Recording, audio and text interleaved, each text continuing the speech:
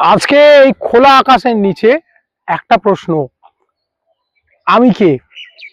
শাস্ত্র যাকে বলছে আত্মনাম বৃদ্ধি, নিজেকে জানো, নো ইয়োর সেলফ।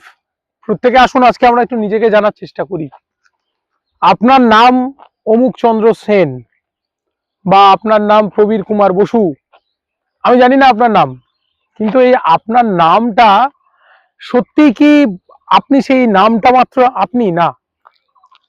আপনি যখন ভালো করে ভাববেন যে আমি কিন্তু এই যে আমি শব্দটা, এই আমির মধ্যে দুটো আমি আছে। রামকৃষ্ণদেব বলছেন যে কাঁচা আমি পাকা আমি।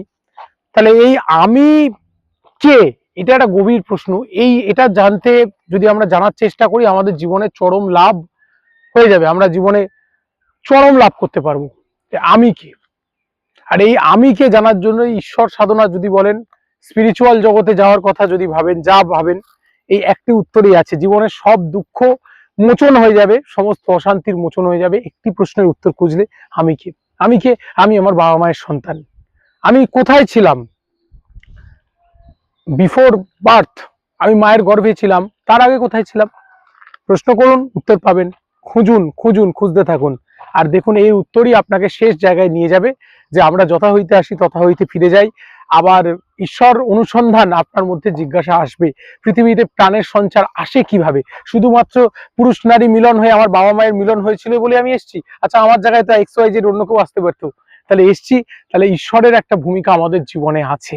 আমি কে? নিজের মধ্যে ভেতরে ভেতরে এই তরঙ্গ জানতে শুরু করতে হবে আমি কি। আর যে জানতে পারবে তার কাছে এই দেহ আলাদা হয়ে যাবে। দেখুন, আমরা আমি আমি আমি যেটা বলি, আমার বাড়ি, আমি ভালো রেজাল্ট করেছি, এই দেখো আমার হাতে ঘড়ি আছে, এইগুলো হচ্ছে সব বাইরের আমি। আর অন্তরে এক আমি বসে আছে, যে আমি মৃত্যুর মধ্য দিয়ে মুক্ত হয়ে যায়, যে আমিকে ধরা যায় না, ছোঁয়া যায় না। এটা আমার হাত, এটা আমার পা, এই যে আমার আমার করি, এগুলো কিন্তু বাইরের আমির আমার। আর ভেতরের যে আমি, সে কিন্তু আর এক অন্য আমি। যে আমির ক্ষুধা তৃষ্ণা নেই, বাইরের আমির ক্ষুধা তৃষ্ণা আছে, ভেতরের আমির কিন্তু ক্ষুধা তৃষ্ণা নেই। তা সেই আমির অন্বেষণ করি আসুন। কথাগুলো ভালো লাগলে সবাই সঙ্গে থাকবে। নমস্কার।